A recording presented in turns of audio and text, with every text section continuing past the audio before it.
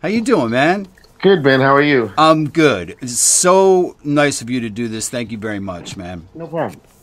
Well, I saw you at the Iridium the other night, and you came out and started singing, and I said, "My God, his voice is incredible. He hasn't lost a Right. step." It was, I mean, you sing in basically a high register, Right. and at the Iridium, there's no effects or anything like that, and you just sounded phenomenal. Your voice has not lost a step at all. I would hope so. Yeah, I, right. I work it a lot. So, yeah. Yeah, it was good stuff. Thank you. It's been what, 30 years you guys have been together, Living Color? Well, just about 28 years at this point, yeah. Yeah, yeah. I remember the first time a friend of mine picked me up and he said, "You got to hear this band." And he put Vivid into the CD player, and I said, "Oh my God, these guys are incredible." Right. So, here we are all these years later. hmm You have a new album coming out called Shade. Took a while. It's been 8 years since your last album. And Right. you had told Billboard that it's nobody's fault but ours that it's taken this long to do this. It's true. It is true. We were really trying to make sure that we were doing this right. And we never thought it was going to take this long, but we thought, okay, the songs need to sound a particular way. We wanted to experiment with certain things and see how that feels. The collaborative process takes a long time. I mean, I can give you excuses after excuse, Yeah. but basically, we were just trying to make sure that we were satisfied with for this product. We were trying really, really hard to look at everything that we were doing and everything that we had done in the past and really not screw it up and not really try really to take our time and not think of this as we got to get this done and then move on, because it takes us a while to make records, so the records have to say something, have to mean something, and have to feel like something for us. So that was our biggest concern. So we were kind of painstaking about it, and on the negative end, it was kind of nitpicky. It's like Will wants his drums to sound a certain way, and it wasn't sounding the way he wanted it to. So until it did, we weren't gonna be done. Same with vocals, and same with the guitar sounds and the bass sounds and the ambient sounds that sort of surrounded the record itself. Now, sometimes when bands spend that much time in the studio, they start to overthink it. Did you ever feel at any point you were overthinking this and, Oh, yeah. maybe we should simplify it? Oh yeah. Yeah. Oh yeah. And those were the songs that actually did make the record. Quite honestly, it's Really? the songs That's interesting.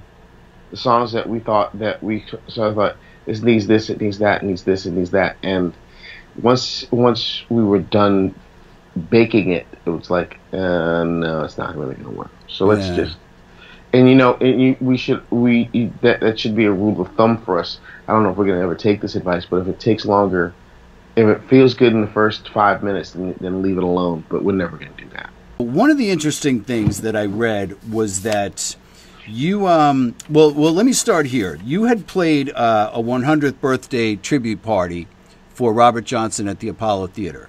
Yeah. And from what I read, it said that you felt like you moved the audience and yourselves during that show.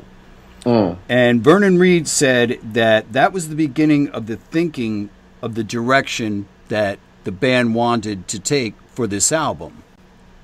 It was sort of like a mutual sort of thing. Like, this is really good. This is really sort of interesting.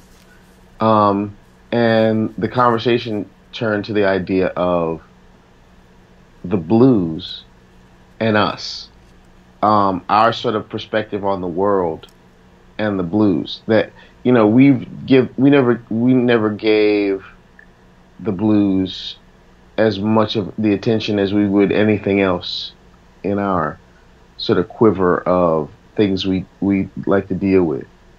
But what if that was front and center and everything else took a back seat? So, and the whole idea of us being at the Apollo, this is that the great and the near great have all played at the Apollo, and the idea of this black rock band really playing this music in this place was a statement in of itself. Yeah. How do we make that? How do we turn that into an experience in terms of a recording? Another thing I read now correct me if I'm wrong, that when you got into the studio, one of the things that you did was you recorded Preacher Blues several times to jumpstart the project. Now, why did you feel you had to record the song several times? The thing about Preaching Blues is that we had never played it live until we played at the Apollo. We sort of worked it up in the dressing room and then played it. Yeah. And it was like, wow, that felt really good. So every time that we recorded it was the next evolution of where we were at with playing it. So we recorded it once and it was like, yeah, and then we kept playing it live and it started to grow, and it's like, well, we gotta get that experience recorded. So we recorded it like 3 or 4 times, and each time it was in the evolutionary process of us really sort of digging into what the song was. Vernon's guitar solos had to sound like Living Color. Some of the early recordings, some of the guitar solos were very, like I said, traditional, and that didn't exactly feel like us. It felt like we were parodying it, not parodying, but sort of paying some sort of tribute to it, but it didn't sound like us. Interesting. Okay. So we had to let it evolve and let it breathe. Because, the finished product does very much sound Living Color. I mean, Vernon's guitar, your vocals have a very distinctive sound. You hear it and it's Living Color. So that makes perfect sense. Our main goal was it was Living Color plays the blues as Living Color. Not Living Color plays the blues as Howlin' Wolf plays the blues, yes, or as Robert Johnson plays the blues, but or as Living Color plays the blues. Right. So that sort of jump started the whole process. There was a bunch of folks in the studio with us, sort of like giving their 2 cents and throwing certain things into the mix, and we would go off on that and see how that worked. So, and in the spirit of it being sort of spontaneous and not spontaneous at the same time, as the blues can oftentimes be, and a reflection of life, we try to do that as much as we possibly could. And it comes across in the album, because when I first heard Living Color was doing a blues album, that was my first impression. Right. And what you're saying is exactly what it turned into. And I said, okay, now I completely understand what they were saying and where they are going, because you hear, I think at some point I read, you said something, it's our version of blues meeting metal or hard rock or something to that effect, which, to me, and I agree, I think I read you also said this, that, blues is in so many different genres of music, and a lot of people don't realize that. And, the rock and roll that I like is blues-based rock and roll. And I always tell people that. I'm like, you've got to go back to the blues to really understand rock and roll. Right. That's always been my opinion. And, I mean, it is the basis for everything that we're listening to at this point. Anything that you're listening to is in some ways based on that 3-4-5 sort of chord progression. You can't escape that in certain things. I mean, any of your favorite songs, you can say, yeah, well, there's some bluesy things going on in there. Whether it's a rock song or it's a pop song or it's, you know, some jazz tunes, some jazz classic. It's all sort of blues based. It's all sort of taken from that idea, the simplicity, supposed simplicity of that idea, which it really isn't. You know, that was my impression when I heard Led Zeppelin and then I heard Willie Dixon. And that's how I felt when I heard, you know, when I listened to the Rolling Stones or even listened to Carlos Santana, that they tapped into the real sort of heartbeat and emotional impact that the blues had. But what I want to go back to, because I know this is important to you, you have 3 covers on the album, correct? Yeah, yes. You have Who Shot You by the Notorious B.I.G. You have Inner City Blues by Marvin Gaye. You put that on the album. Also, Preaching Blues. Right. You have those 3 songs on the album as remakes. Now, going back to Who Shot You, you had released that last year as a single and a video. We'd been hinting about putting out a record for a very long time. Over the last 3 years, we've been saying, yeah, the record's going to come out next year. Yeah, we stopped believing you after a while. Yeah, I stopped believing us after a while. But we wanted to make sure that you knew that we were still, that there is a record. It's not some phantom sort of thing. This is not wasn't some sort of flight of fancy that we were doing. And given what was going on in the world, the whole idea of how important the idea of gun violence is. And that's what I want to talk to you about, because I want to give you a platform here because I know how important that is to you. And you know, generally, you know, we don't do any sort of politics, or not that this is politics. You know, it's a good time rock and roll show. But I know that Living Colour has always been a band that cared about issues. I mean, you know, going back to Open Letter for a Landlord, to a Landlord, for instance. Okay, you know, always cared, always was about the people. You know, you weren't just singing about, you know, sex, drugs, rock and roll, girls, and cars. All right, which is one of the things I liked about the band. The band had substance to it. Now, in this video, I watched the video for Who Shot You, the remake of the Notorious B.I.G. album. And, you know, it's in protest of ongoing gun violence. And in the video, at some point, there's a lot of subtitles in the video that name black leaders and regular people. Too many to name, because unfortunately there has been too many people that, you know, have been killed by violence. But you also included white leaders as well. And I want to add to it not just, you know, that violence, but also the gun violence of, you know, these mass shootings that have been happening for way too long, going back to the Sandy Hook Elementary shooting. Or little in Colorado, or or even, you know, Kent State, which I think I consider a mass shooting. It's there's this idea that every problem you have, and it sounds like a cliche, but it's true. We feel like every problem that we have can be solved with a gun. Any issue that you have that you don't feel that you can't solve through talking about it ends up in some sort of violence with a gun. That we take full advantage of the fact that that having a gun or getting a gun is so very simple. That you can't. You can say you need background checks and you need a process. That process for having something that can and will end a life is not long enough, in my opinion. I couldn't agree more. That you have the power. And that's part of what having a gun is about feeling power.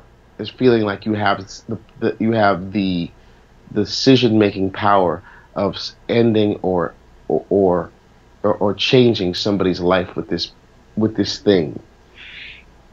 And we can talk about, you can get specific or you can go general with the idea that gun violence is proliferating this whole thing. And I'm not, when I say gun violence, I'm talking about violence with machinery, because it's just a bigger gun. War is just a bigger gun. Nuclear weapons are just a bigger gun. And the idea that you can, with the press of a button, end somebody's life, anybody's life, literally with the press of a button, pulling a trigger, whatever it is, that you can make that decision so casually, and is really just terrifying to me. Terrifying to me, particularly because I'm a parent now. I think that there is no way that we as a society are going to make the right decision when we don't think logically about what that means. What that means about that everything needs to be answered with a gun. That it can't happen. And we thought it was really, really sort of like brilliant and ironic that a song written by somebody who actually doing a song by somebody who actually was all three of these people, Robert Johnson, Christopher Wallace, aka Biggie Smalls, and Marvin Gaye, all died by gun violence. Exactly. It is very profound. And that, that the state of that we live in a state of a time when that is commonplace, and I don't think it should be commonplace. I don't think it needs to be commonplace. I agree. And, I generally do not put these things out on my show, but I don't like guns, okay? I don't... I agree with you that it can be ended so quickly. There's just been far too much of it. I don't get into these things with people, the right to bear arms as far as hunters and all those sorts of things go. But, I agree with what you're saying about the background checks. I don't want a gun. I've never wanted a gun. Guns scare me. I don't like them. That's it. And it's like you say, to think that just with the squeeze of a trigger, you can end someone's life is terrifying. And I'm a father myself. So, I completely understand that. Right. Well, it's that idea that if something bothers you or something gives you some sort of it becomes an issue of some kind, or it escalates into something, that the end result of that is that I or somebody else gets shot, or that's how you end the conflict, rather than using your intellect and using your mind to talk it through and make some sort of sense of what it is that you're going through, is archaic to me, and really not. I don't think that's the way you should work things out. I agree, and I am happy you did the video. It's very profound, very profound. The way and you think about all the people that you can go down the list and talk about, you can talk about Abraham Lincoln or John F. Kennedy, or you can talk about, but you think about like Dimebag Darrell. What did Dimebag do? What did Dimebag do? That he deserved. And his name was in the subtitles on the video. Yeah. What did he do to deserve that kind of thing? It makes no sense. It makes no sense. It's literally nonsensical, and I'd like for people to think about that. Personally, I'd like people to see that idea, like, think about all the things that you saw growing up. Think about the westerns you might have saw as a kid, and you saw, how did it all end? There's a big shootout at the end. Right. That we've trained ourselves that's how you end conflicts, is with a gun, and that's not cool. Yeah, I agree. All right, let's move on to a couple happier things here. Okay. But I wanted to give you that platform because I know it's important to you, and Absolutely. I said I cannot talk to Cory and not bring this up. Okay. The first thing, back to the first single, "Come On." Mm-hmm. I had read that the lyrics, as well as lyrics for a lot of the songs on the album, because you were in the studio for a long time, actually changed as time went on, as different things in the world started happening, and that changed the lyrics that you were writing. Is that correct? That's very correct. It's very correct. That's the good and bad thing about writing these songs and then leaving them alone and coming back to them. But I got to go out on a limb and say this is potentially your strongest album ever. Do you feel that way? Yeah. I mean, it's funny because we have been so close to it, and we have been dealing with it for a very long time. It's hard for me to say, yeah, this is the greatest record we've ever done. You're all right, because it's like, God damn, I'm tired of listening to this freaking record. But at the same time, it's like I've given myself a break from it every now and then. I go, wow, who is that? Oh, that's us. Yeah. Kind of step back and then come back in and listen freshly again. Exactly. So it gives us. So it was. Every now and then I listen to it and I go, oh, okay, yeah. That's actually brilliant. There was we have recalls on certain songs because we wanted to change the arrangement around. And Andre Betts, who was the producer on this record, who's primarily sort of like a hip hop guy, had heard certain things, and he really did his thing. I really am proud of this record. I am extremely proud of this record, and as you should be. And I mean, it took a long time, but I love what the result turned out to be. Well, and that being said, when I first put it on, right away I said, "This is kick ass," and again, it sounds like you, and the songs are hard, they rock, but the more you listen to them, the more you hear into them. Oh yeah, and that's what I love about some of my most favorite records. Always have some new stuff in it that I didn't hear the first time. Yeah. And that all of a sudden you go, oh, I didn't notice that. That's exactly what I'm talking about.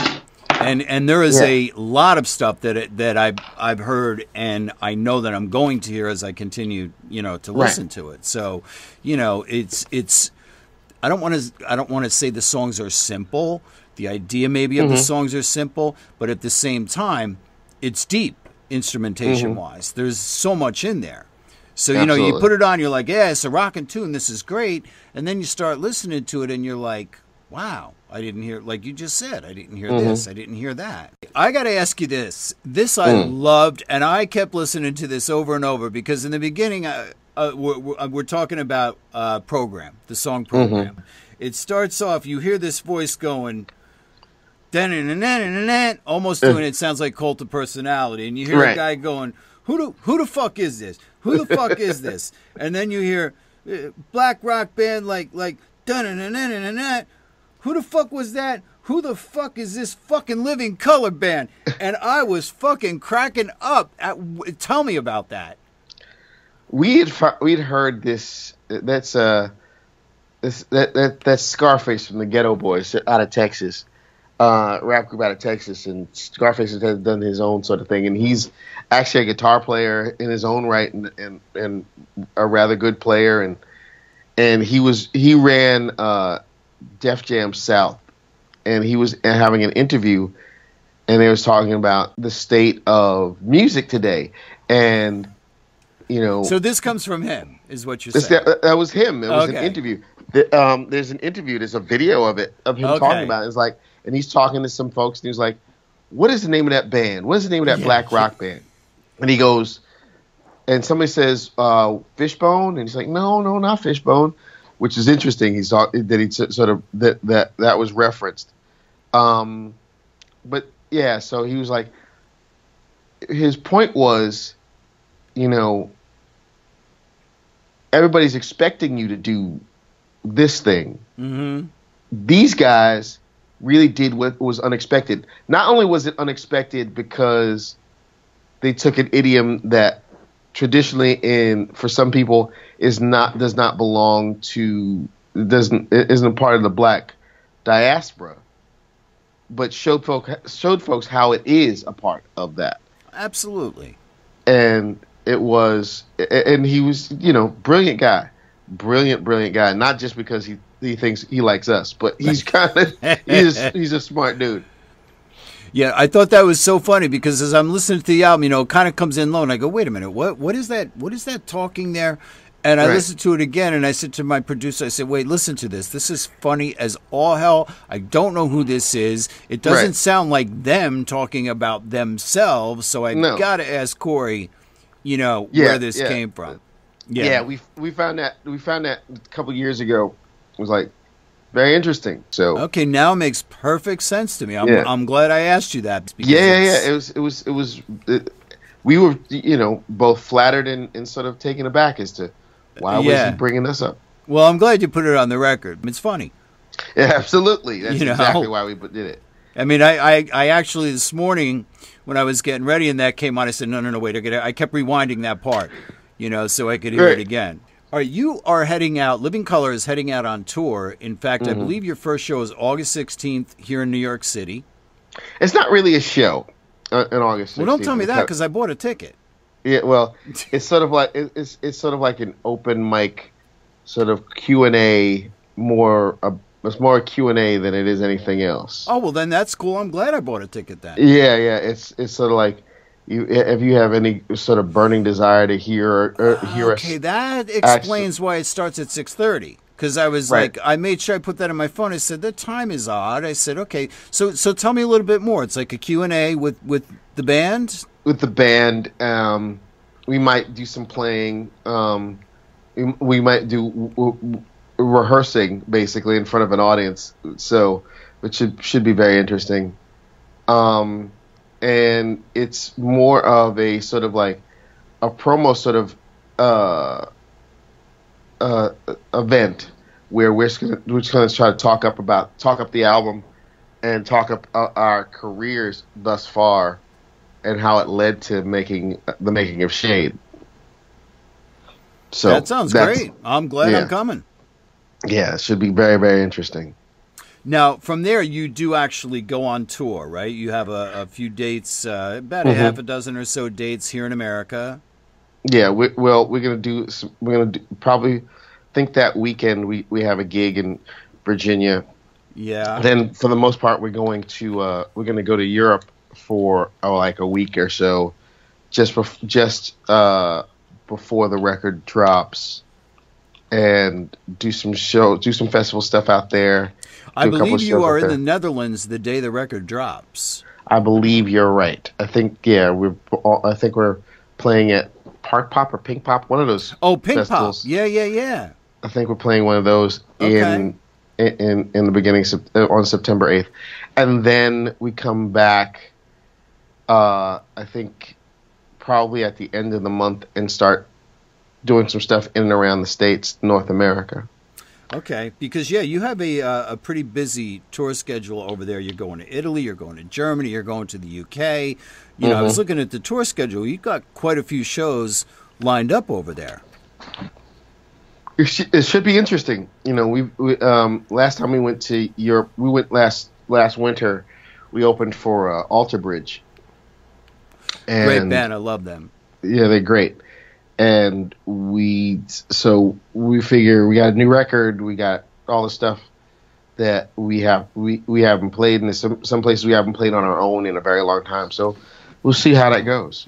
Let me ask you about playing over in Europe, because you know the state of rock and roll here in America is to me not in a very good state, and it seems that when bands go over to Europe and or South America, things are much different. Are the crowds bigger in Europe? Are you playing, tell me the difference between playing the States right now and going over to Europe. There's sort of there is a through line with all of it. If it's good music, you'll get a particular strata of people coming there. For our gigs, we get a very musician heavy kind of audience, whether we're playing in the States or wherever it is that we're playing. A lot of players come check us out.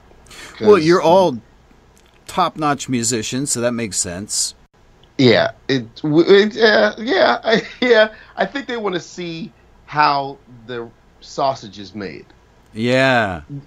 They hear these songs and they hear these solos from Vernon, or they hear these fills from Will, or any of these things that Doug can and does pull off on a regular basis, and they want to see if that's really true, or is it this studio trickery, or they might have heard something about that some friend of theirs saw the gig and said, you need to check this out because it's not what you think it is. It's not, they're not just playing the songs, they're doing something different, which is what we're trying to do oftentimes. I think that we get those kind of audiences for that. And then there's some people who want to hear, just the hits. Mm-hmm. And, the nature of the business now is it's very much a singles and it's a hit sort of marketplace. Not so much in Europe as it is here in the States. Like, you're only as good as your last sort of thing that you heard. Right. And fortunately for us, a song like Cult of Personality has been in the zeitgeist for a very long time. Yes, which it is has. Really interesting to us that, without it being in a commercial, without it being sort of like overly seen in certain places, it's a song it's got legs. It does. Weird. The video games stuff that it's been in and around, which sort of like gave it some sort of a little kick in the pants. Sure. From CM Punk using it as his walk-on music with the WWE. I heard about that, yeah.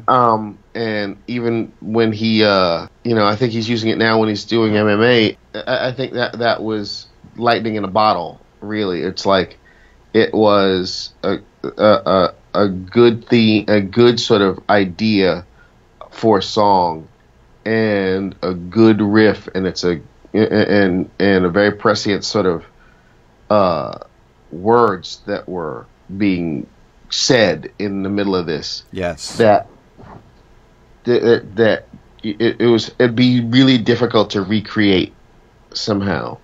That it all sort of happy accidents that sort of created that, and it still holds up, which is great. Yeah, it really does.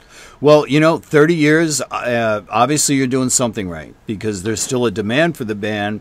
Again, the new album, phenomenal. I really think that's going to be one of the best hard rock. I know you call it a blues album, but for me, a hard rock, one of the best albums of the year. Let's put it that way.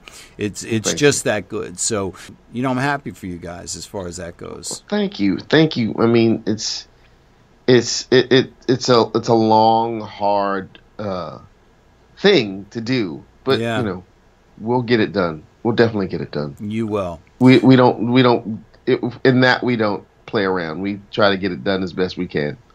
And that you will. I've seen your band many a times. It's funny, when I was talking about, I'm setting up an interview with Cory Glover, there was about 5 of us in the room, and one guy goes, I saw them at the Ritz back in whatever day, and another guy goes, I was there, and I said, I was there too. And none of us knew each other back then, But that was the very first time I saw you back on the Ritz, and and we just kept continuing, to go for years. But it's been a little while since I've seen the band, so I'm looking forward to the Q&A thing at the Cutting Room. And I believe, you wrap up your European tour somewhere around the end of October. So when do you think you'll be hitting North America? Will it be at the end of this year or probably next year? probably end of this year. We'll Okay. be definitely in North America. All right, Like, good, because I want to see it. October, November, we should be hitting the road and seeing the world, seeing how everybody's doing. Can I expect you in New York? Oh, absolutely. Yeah, you guys got to play yeah. New York. I mean, you're a Brooklyn band. Yeah, we're from New York. We got to play it. Yeah. Yeah. Cory Glover from Living Color, thank you so very much. I approached you one-on-one. You were a very approachable, very sweet guy and said, absolutely, I will do it, which means a lot to me. I mean, you're talking to Billboard, you're talking to Rolling Stone, so when you talk to me, it's a great thing. Thank you so much, Cory. No problem, dude. All right, man. Thanks, and I will see you at the Cutting Room in a couple of weeks. Yes, sir. All right, thanks again, man. Take it easy now. Thank you. Made my day. All right, bye-bye. Bye-bye.